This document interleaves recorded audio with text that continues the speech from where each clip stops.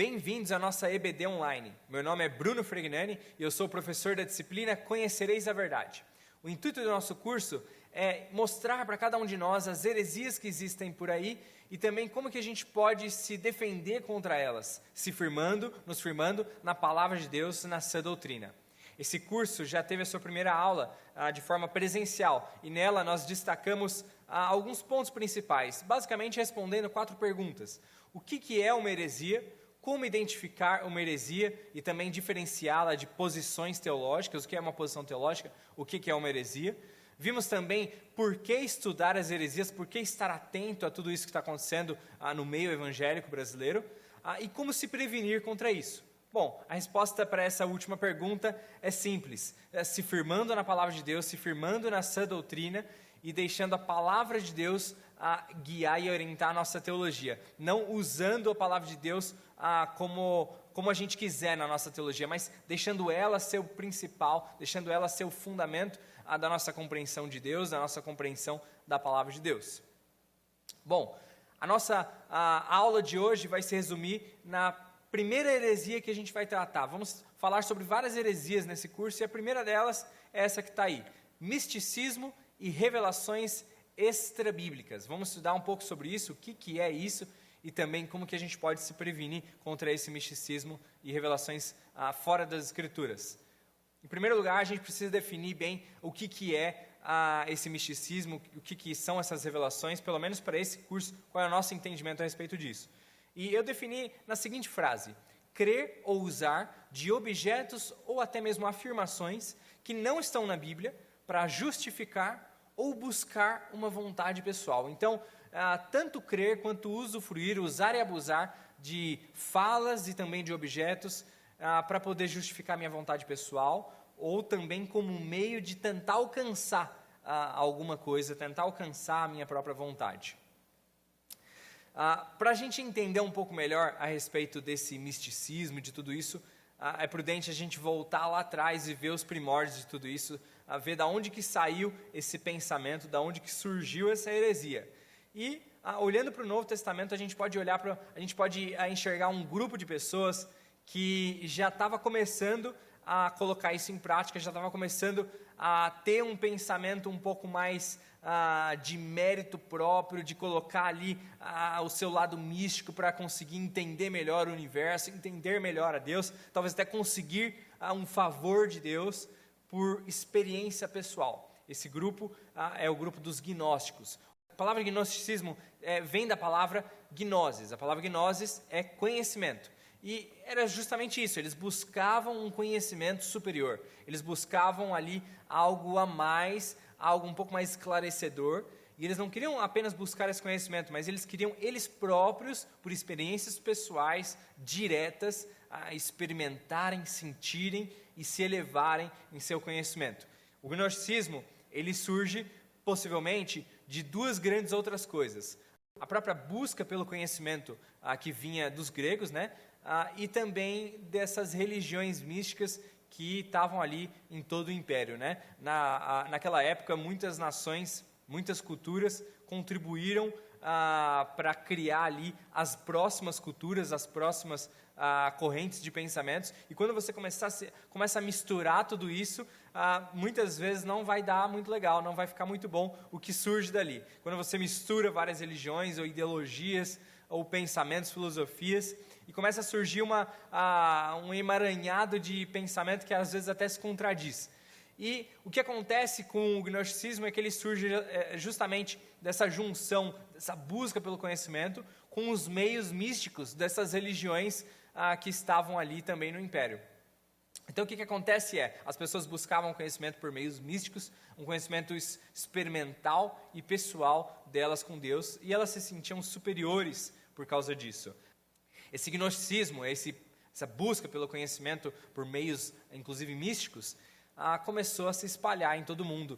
E durante toda a história, desse viés de pensamento surgiram algumas religiões, surgiram também algumas seitas de pessoas que, buscando uma experiência diferente, escutavam possivelmente, né, eles diziam a voz de Deus, ou talvez até um anjo falando com eles, e algo diferente da palavra de Deus completava ali, e eles falavam, não, agora nós temos uma religião legal, agora nós temos um pensamento completo, porque antes a palavra de Deus não era completa, mas agora com a revelação de um anjo, com a revelação do próprio Deus, que supostamente falou com eles, então agora nós temos uma religião diferente, uma forma certa de crer e de ter talvez uma vida com Deus.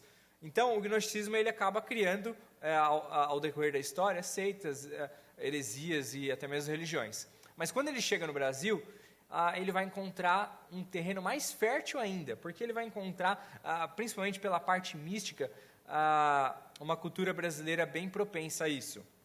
A gente vai encontrar no Brasil o animismo, a pagelança indígena, o ritualismo, as diversas mitologias que existem no território brasileiro, misticismo kardecista, misticismo dos cultos afros, e essa mistureira de místico com esses pensamentos ritualistas, e com tudo isso que partia das pessoas, o que elas faziam para conseguir um favor de Deus, ou no Ser Supremo, o que elas faziam para merecer talvez a salvação delas, o que elas faziam, mérito próprio. Percebe que durante toda a aula a gente vai citar esse mérito próprio, que não só nessa heresia, mas em outras heresias está bem presente, esse orgulho do homem, em ele completar algo que possivelmente na mente dele, supostamente Deus não completa, Deus não consegue fazer isso, mas ele tem que acrescentar. Então, em território brasileiro a gente vai encontrar, né, quando o gnosticismo chega, um terreno bem fértil para poder criar um problema maior ainda, uma heresia maior ainda.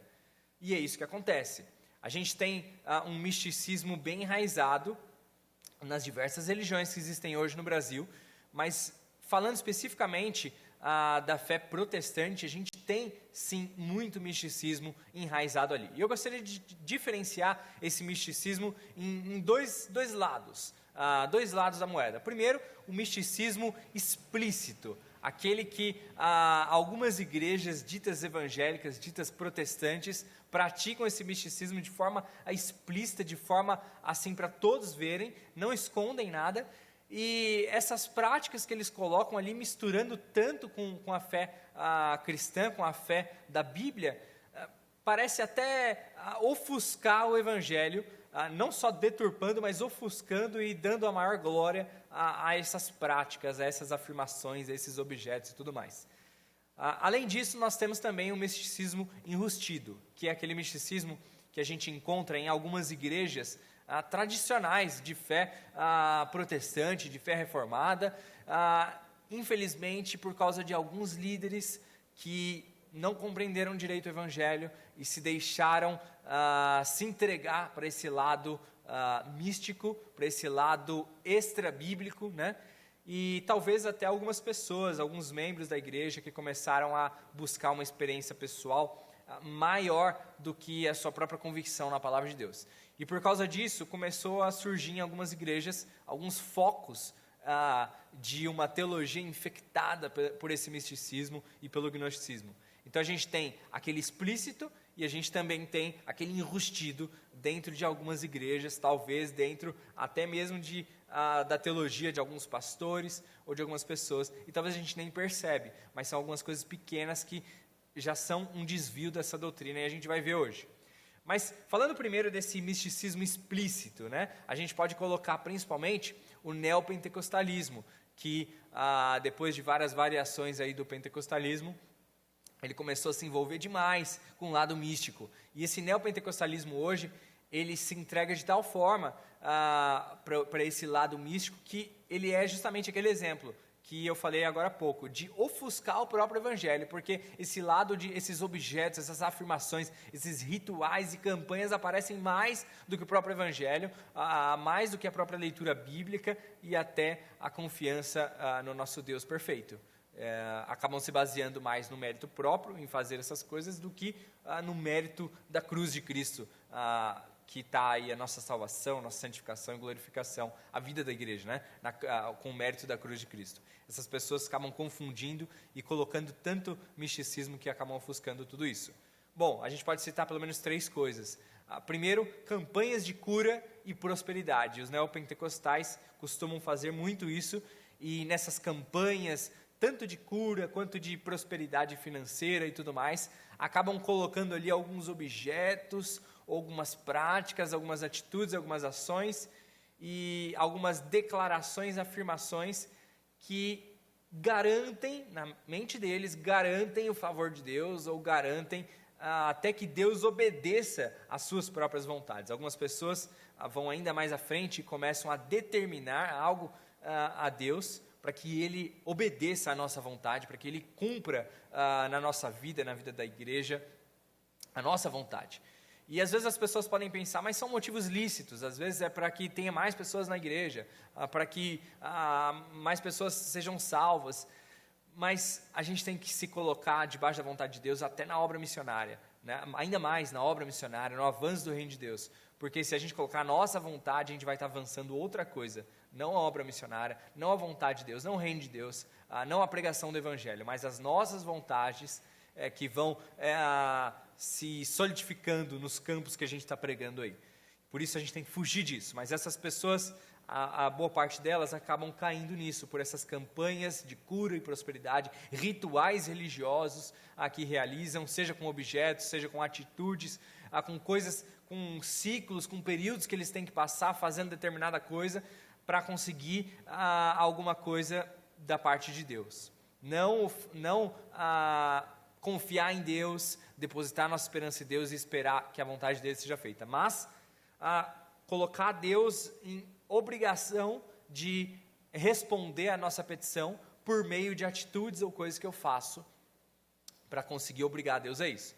Além disso, eles têm uma ênfase mística muito declarada, muito explícita, muito exposta a todas as pessoas, inclusive em seus banners, inclusive em suas propagandas, em seus cultos online, isso tudo é muito explícito. E esse é um lado da moeda. Mas talvez o mais preocupante é o misticismo implícito, o misticismo enrustido que a gente tem nas igrejas tradicionais, nas igrejas que dizem muitas vezes serem preservadas nessa doutrina, mas que às vezes deixam escapar algumas áreas e não são fiéis à palavra de Deus. Bom, a gente pode nomear isso como uma teologia infectada, uma teologia que ainda não se entregou totalmente ao misticismo, mas que começou a vender algumas partes dela, ou ao se dar de forma parcial para o misticismo, se dar de forma parcial para essas revelações que não estão na palavra de Deus, e assim começa a prejudicar a teologia e se tornar um evangelho falso, né? Porque um evangelho que não é 100% verdadeiro é um evangelho falso, então pode pregar muito certo, mas colocando algumas coisas que não são da palavra de Deus, prejudica todo o evangelho, prejudica toda o zelo da palavra de Deus que a gente tem que ter. Então, o que a gente pode citar aí? Primeiro, uma supervalorização de objetos. Talvez vocês conhecem algumas pessoas, ou até já tiveram alguma experiência do tipo, de supervalorizarem algumas coisas, alguns objetos, alguns objetos que comumente a gente tem no nosso meio cristão, e supervalorizar e atribuir a eles certo poder. Eu vou dar um exemplo aqui, quando a gente unge com óleo, quando algumas igrejas, né, que tem essa prática de ungir com óleo, como uma forma de representar, como uma forma de orar a Deus, de pedir a Deus, de reconhecer que a gente não consegue, enfim, usam esse símbolo. Algumas pessoas olham para isso e pensam que o óleo em si tem o poder, que o óleo em si está curando, mas não o Deus, o óleo. E na verdade, não é nem o Deus através do óleo, mas é a minha vontade ou é a minha ação, a minha fé colocada ali, que determina a Deus que eu preciso ser curado. Ou talvez algumas pessoas olham para aquele óleo ou para aquele tipo de objeto ou tipo de coisa que é usado para cura ou qualquer coisa do tipo, como aquilo sendo o que está me trazendo a cura. Algumas pessoas podem até tentar armazenar isso, tentar usar isso a seu favor no momento que querem, e estão entendendo completamente tudo a respeito de como que Deus age. Primeiramente, Deus não age quando a gente manda Ele fazer, mas Deus, Ele cumpre a sua própria vontade. O que a gente pode fazer é se colocar na presença dEle e pedir, clamar, a gente pode se apresentar a Deus e falar: Deus, eu te clamo, eu te peço que o Senhor cure, eu te peço que o Senhor me dê uma porta de emprego, eu te peço que o Senhor restaure o meu casamento, enfim, o que eu posso fazer é tomar algumas atitudes, né? Por exemplo, cuidar da minha saúde, cuidar do meu casamento, e por assim vai. Mas pedir a Deus, reconhecer a minha incapacidade de resolver os meus problemas e me colocar diante de Deus. Mas não é o tamanho da minha fé, ou algo do tipo, ou um objeto que eu uso, que vai determinar uma ação de Deus. Mas sim, o que Deus quer é um coração humilde, que reconhece que não é nada que façamos que consegue garantir a ação e o favor de Deus, mas somente Ele que pode fazer isso na nossa vida. Ele quer ver corações humildes, como a gente vê lá em Tiago 4. Deus dá graça aos humildes, mas Ele se coloca contra os orgulhosos. Além disso, algumas pessoas, além de supervalorizarem alguns objetos e inverterem totalmente a equação do agir de Deus, elas podem acabar interpretando errado também algumas ações, algumas atitudes que temos como igreja. Por exemplo, uma campanha de oração, um período de jejum que temos em favor da nossa nação, em favor da obra missionária.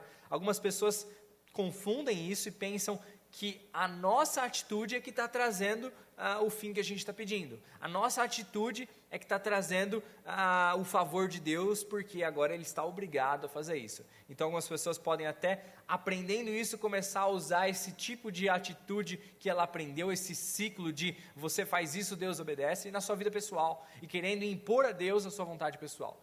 Enquanto, mais uma vez, o que Deus quer é um coração humilde, um coração que se entrega totalmente a Ele, um coração que entende a sua incapacidade de mudar qualquer uma dessas coisas, porque a gente não está no controle de nada, nem da nossa própria vontade. A gente precisa do auxílio do Espírito Santo para que a gente possa deixar os nossos pecados para trás. A gente não tem nenhum autocontrole próprio, né?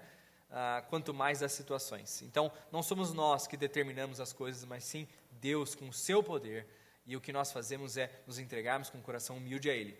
Mas quando a gente começa a infiltrar esse misticismo na nossa teologia, mesmo que de forma enrustida, por mais que com aquelas pregações bíblicas, período de oração, tudo muito bíblico, a gente começa a colocar essas pequenas coisas que pode parecer não ser muita coisa, mas atrapalham a nossa teologia e transformam a nossa teologia em uma teologia infectada pela má interpretação dela, pela má interpretação das Escrituras Sagradas.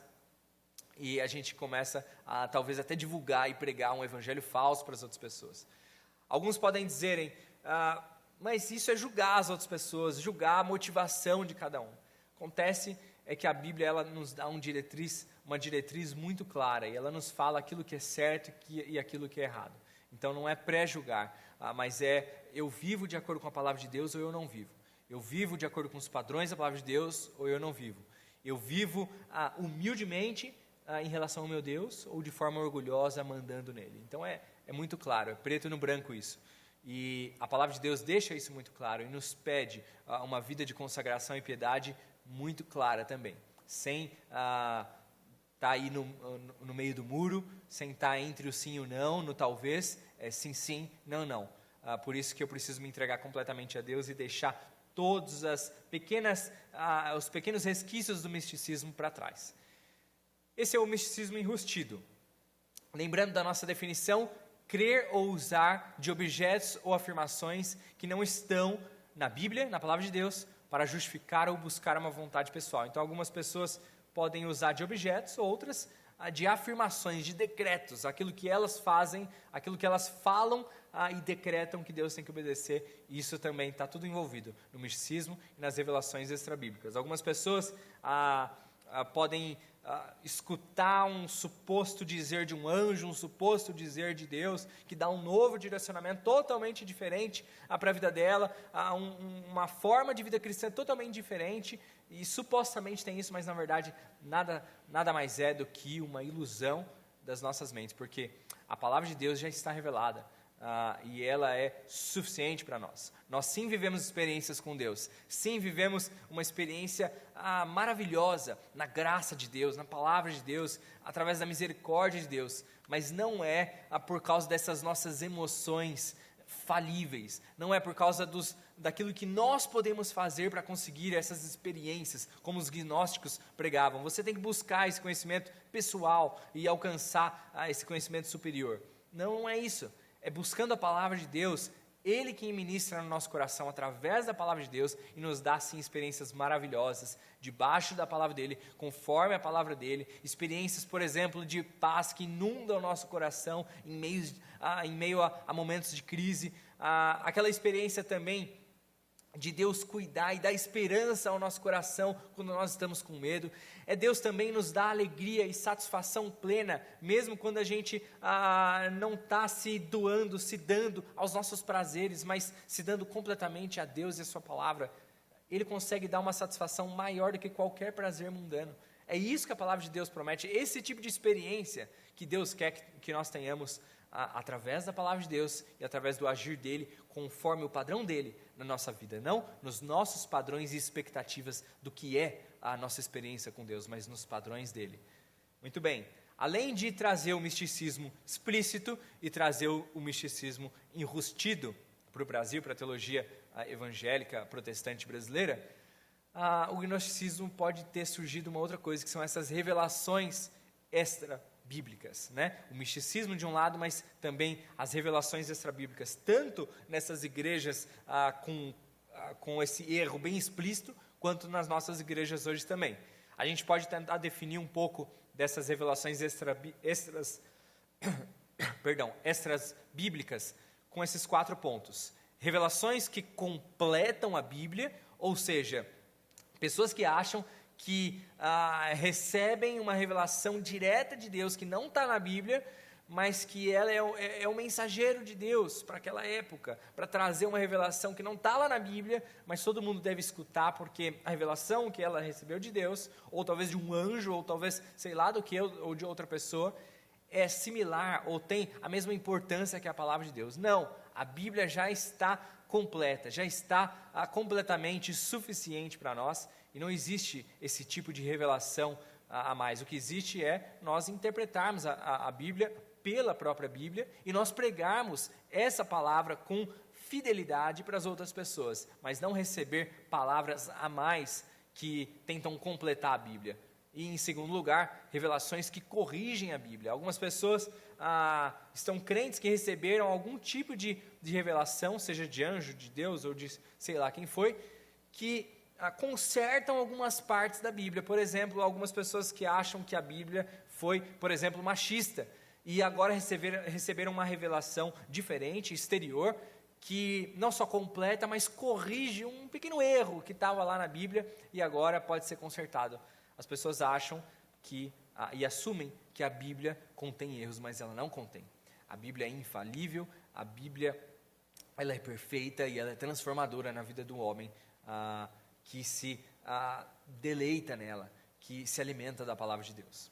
Além disso, existem algumas revelações que as pessoas dizem por aí, que são restritas para cristãos superiores. As pessoas pensam como os gnósticos, que talvez por muito buscarem esse conhecimento, algo bem pessoal com Deus, e de forma direta e experimental, agora são seres cristãos superiores ou pessoas superiores, e que têm um tipo de revelação que as pessoas comuns não têm. Algumas pessoas acham que, por estarem agora inundadas pelo Espírito Santo, recebem revelações diretas, mensagens diretas dele, que não estão contidas na palavra de Deus, e tentam aí ser novos mensageiros da palavra de Deus, somada com essa palavra que veio pessoalmente para ela. Não, isso não é verdade. Nós sim temos que ser cheios do Espírito Santo, mas isso não implica termos novas revelações, mas sim deixarmos a revelação que já temos, a palavra revelada, ser ainda mais presente na nossa vida, e o Espírito Santo de Deus ser ainda mais operante na nossa vida, quando a gente deixa o nosso eu de lado e deixa o Espírito Santo guiar e dirigir a nossa vida. Isso sim, ser cheio do Espírito Santo, deixando a palavra de Deus guiar a minha vida, deixando o Espírito Santo guiar a minha vida, e mostrar e me explicar a palavra de Deus me ajudar a interpretar e me ajudar a aplicar a palavra de Deus. Eu sempre cito o texto de Esdras 7:10, que Esdras dispôs seu coração para estudar e para praticar a palavra de Deus, também para ensinar. Mas como é que a gente pode praticar a palavra de Deus? Com o auxílio do Espírito Santo, quando a gente deixa o nosso eu de lado e busca ser cheio do Espírito Santo, para viver uma vida de acordo com a palavra dele, com a palavra de Deus já revelada a nós. Por isso, não são revelações externas que acabam chegando para seres superiores, nem mesmo revelações para justificar decisões pessoais. Às vezes alguns pastores, alguns líderes, ou talvez até algumas pessoas que querem mudar alguma coisa na igreja, ou querem tomar alguma decisão pessoal, alguma decisão familiar, que é muito diferente do que todo mundo conhece, ou até diferente da Bíblia, justificam essa atitude, essa ação, com alguma revelação que recebem, com algo diferente. Não, eu adulterei a minha esposa, mas porque Deus mandou eu fazer isso, porque Deus me deu um direcionamento, que eu preciso ter uma nova missão de vida. Não, eu cometi esse pecado, mas na verdade foi amando de Deus, e cometem esse tipo de mentira, esse tipo de fala.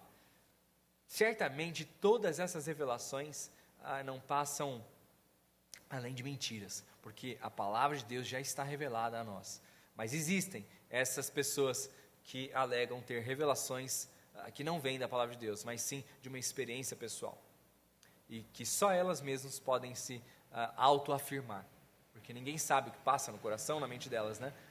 Mas a palavra de Deus é clara, não existe esse tipo de coisa. Por mais que a pessoa alegue, por mais que a pessoa grite, por mais que a pessoa fale, não, eu recebi uma palavra de um anjo diferenciada, que agora muda toda a minha perspectiva da Bíblia. Isso é totalmente mentira. John MacArthur, tentando explicar um pouco sobre isso, ele fala que no melhor dos cenários, nada mais é do que uma imaginação, uma ilusão da nossa mente. Mas no pior dos cenários, é um agir demoníaco, que tem o intuito de confundir e enganar você e outras pessoas. Sim, o diabo está aqui para nos enganar, ele está aqui para tentar tirar a gente do nosso relacionamento com Deus, ele está aqui para tentar nos distanciar de Deus e da verdade da palavra de Deus. Então sim, no pior dos cenários pode ser isso sim, mas no melhor dos cenários é apenas uma imaginação, uma ilusão, um delírio que nós, com o coração enganoso, como a palavra de Deus nos diz, acabamos tendo esses delírios e acabamos tendo essas experiências pessoais que alegamos ser verdade, em comparação com a palavra de Deus, que é a única verdade e que é a santíssima verdade, perfeita verdade, a palavra revelada de Deus. Esse misticismo, no final das contas, não é nada. Ele é apenas algo que as pessoas creem ser alguma coisa. É algo que as pessoas em sua mente, em suas cabeças, pensam ser um direcionamento de Deus, um direcionamento de um anjo, um direcionamento particular que receberam, pessoal, íntimo, devido a alguma busca que eles fizeram de forma experimental, mas na verdade não é nada. A palavra de Deus nos deixa muito claro que somente a palavra de Deus é a palavra revelada de Deus para nós, e a nossa vida deve ser pautada completamente nela. Por isso, não é nada. No melhor dos cenários, é uma ilusão da nossa mente.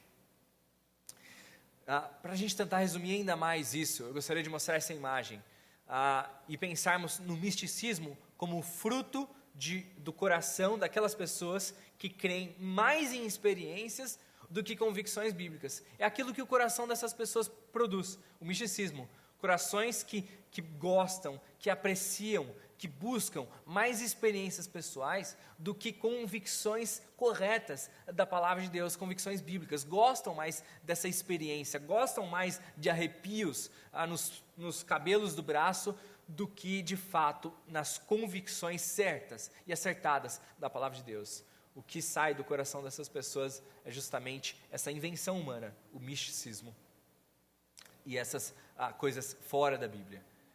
Para que a gente possa entender um pouco melhor o que a palavra de Deus diz a respeito disso, eu gostaria que todos abrissem em Colossenses 2, e que olhando para esse texto, olhando para os personagens citados ali e para o conselho de Paulo, aqueles cristãos, a gente possa entender melhor o que nós lutamos hoje, que também é algo que eles lutaram antigamente lá no Novo Testamento, e como que a gente pode se prevenir, assim como Paulo ensina os cristãos a se prevenirem contra esses erros.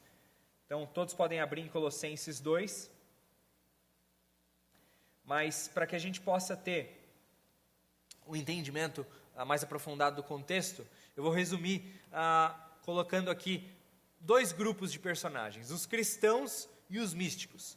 Os cristãos aqui são as pessoas que se converteram, seja pela mensagem de Paulo, seja pela mensagem de outras pessoas, que viviam ali na cidade de Colosso, e eram membros dessa igreja, cristãos verdadeiros, que arrependeram dos seus pecados e tentavam viver uma vida dedicada, consagrada a Deus. E o segundo grupo, pessoas que viram a palavra de Deus e a mensagem dos apóstolos, a mensagem dos profetas, como algo não suficiente, mas talvez por essa raiz aí grega, junto com esse lado místico das religiões que estavam por todo o campo ali, pressuporam que para entender melhor a Deus, para entender melhor o universo, para entender melhor a verdade absoluta, eles precisavam ter essas experiências pessoais, místicas, com revelações e essa busca de conhecimento que eles mesmos iam ter e que esses conhecimentos iam ser superiores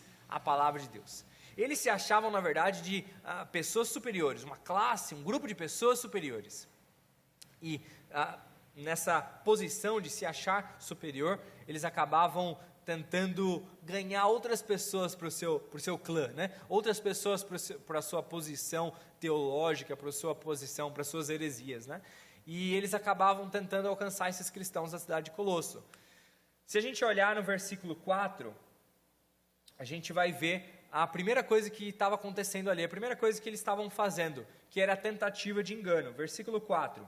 Eu lhes digo isso, para que ninguém os engane com argumentos aparentemente convincentes. Então, se a gente colocar essa história em paralelo do que nós vivemos hoje, nós vemos argumentos aparentemente convincentes. Nós vemos argumentos que satisfazem nosso coração, satisfazem aqueles desejos da nossa carne. Por exemplo, quando a gente olha para 2 Timóteo 4, nós vamos ver que no final dos tempos, haverá um tempo que vai chegar, que pessoas vão fazer para si mestres que pregarão aquilo que elas querem ouvir, aquilo que elas sentem coceira no ouvido, aquilo que o ouvido delas corre para ouvir, os seus próprios desejos, farão para si esses mestres.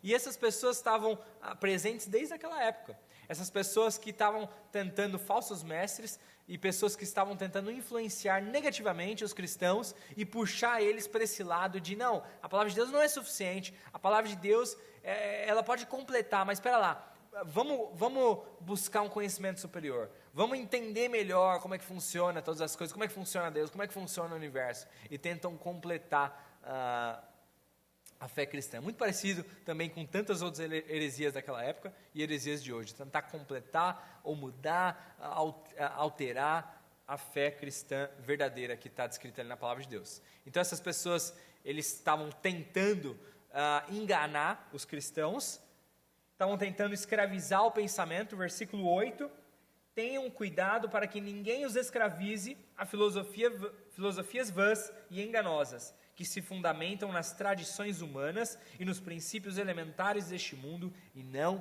em Cristo. Então essas filosofias, esses pensamentos, essas teologias erradas, elas têm um princípio, elas saem de algum lugar, saem do coração pecaminoso do homem, que constantemente está em guerra com Deus e constantemente quer caminhar em oposto a Deus, em oposto à verdade da palavra de Deus.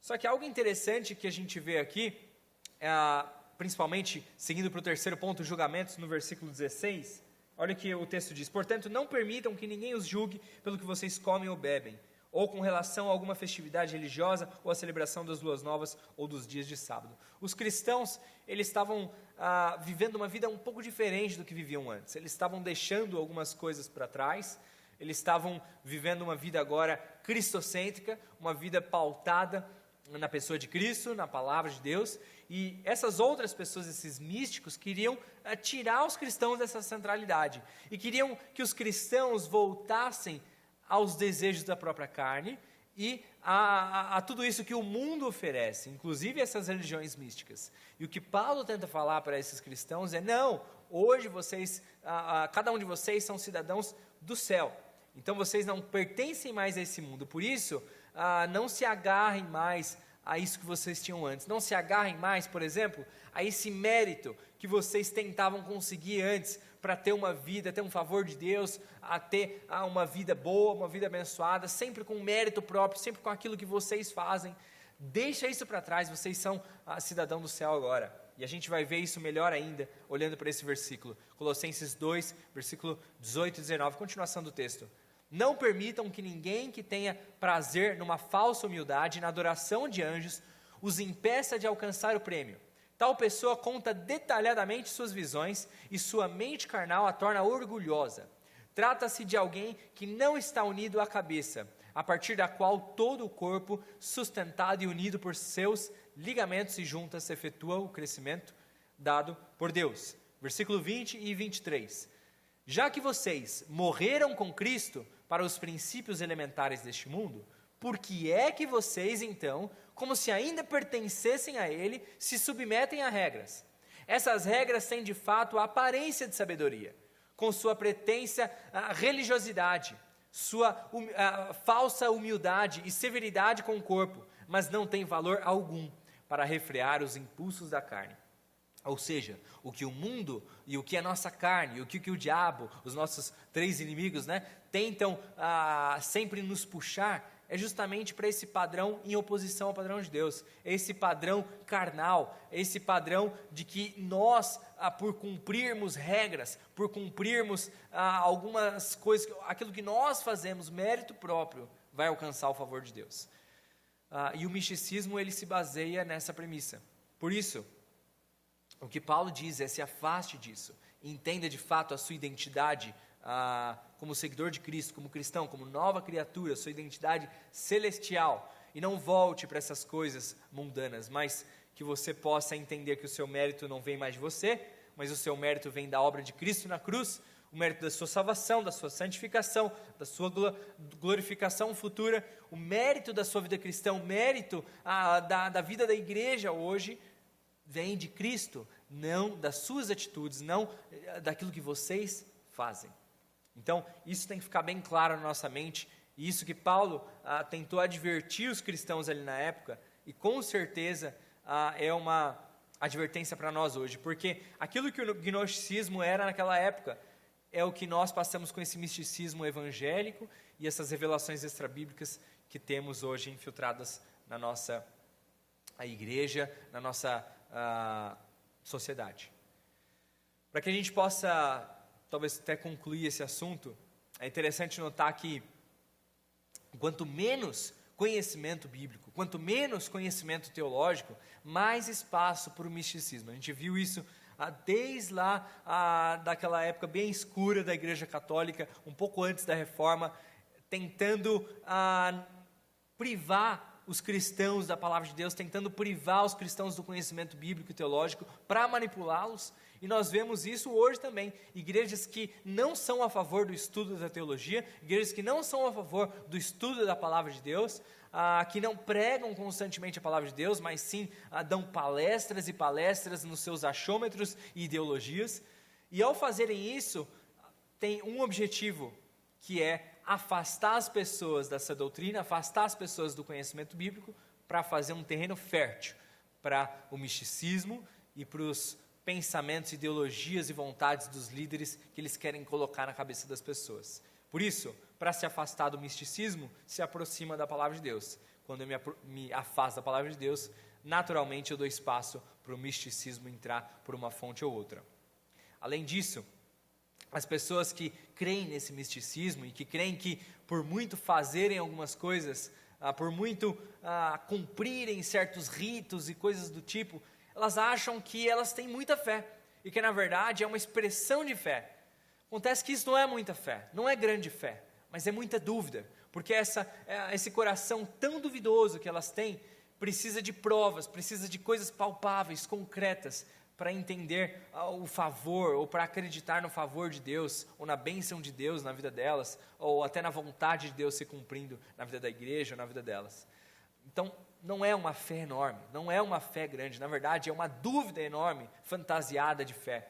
É uma dúvida enorme que expõe os seus frutos em todas essas atitudes, em todas essas crenças do misticismo e de revelações extrabíblicas.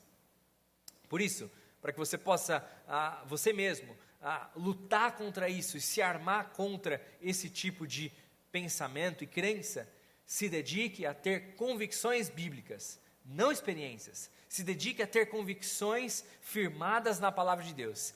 E aí sim, quando você tiver convicções bíblicas firmadas, sólidas, na santíssima palavra de Deus, aí sim você vai ter experiências maravilhosas com Deus.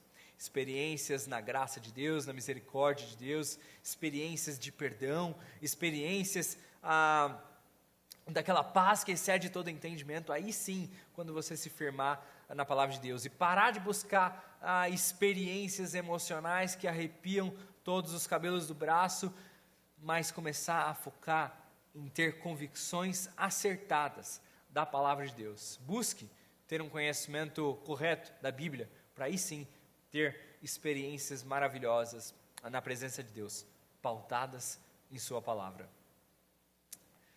Além disso, as pessoas que buscam esse misticismo, lá no fundo revelam uma coisa essencial, que talvez mude toda essa chave, que é a crença de que Deus, de que Cristo não é suficiente. A crença de que a palavra de Deus não é suficiente.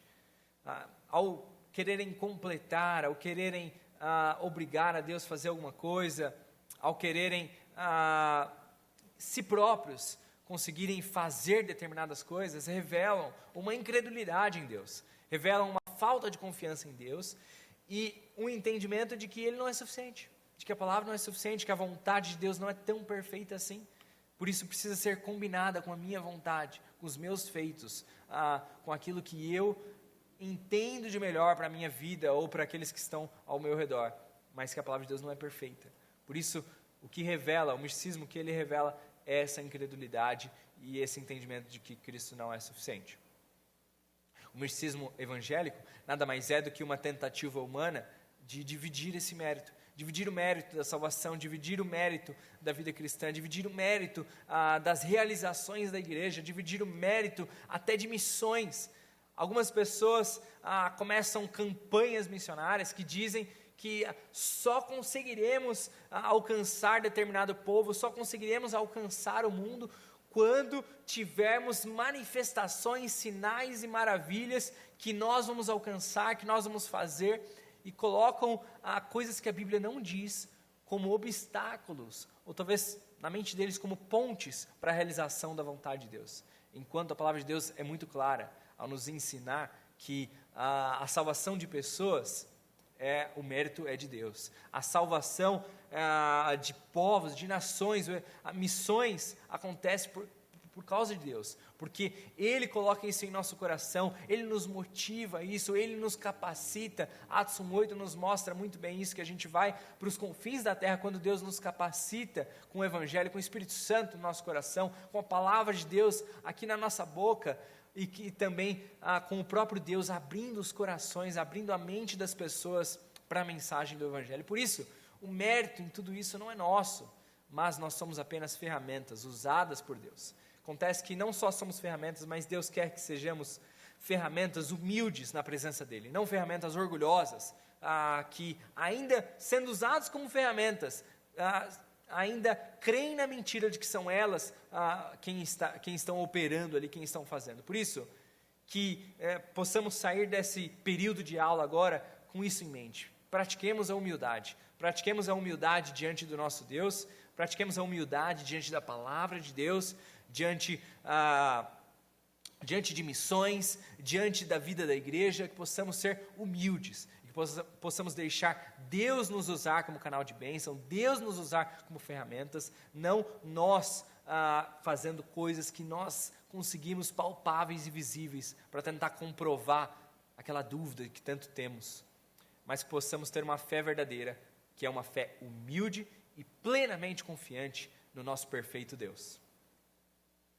Bom, isso é o que eu tenho para compartilhar com vocês hoje, e eu espero que, com base na palavra de Deus, e não na minha fala, mas com convicções bíblicas, confiantes na promessa de Deus, confiantes na verdade de Deus, confiantes na soberania de Deus, possamos caminhar durante a nossa semana e vivermos como igreja, como família, e vivermos a nossa vida cristã longe do misticismo, mas plenamente mergulhados na palavra de Deus, no mérito de Cristo na cruz e na vontade perfeita e completamente santa dele na nossa vida. Na próxima aula vamos tratar de mais algumas heresias e eu convido todos a retornarem para estudarmos juntos a respeito de tudo isso que tem surgido aí nas igrejas hoje e para que possamos preservar a nossa fé zelosa e fiel à palavra de Deus e que assim possamos glorificar a Deus, possamos honrar a Deus e pregar um evangelho verdadeiro, um evangelho bíblico. Amém?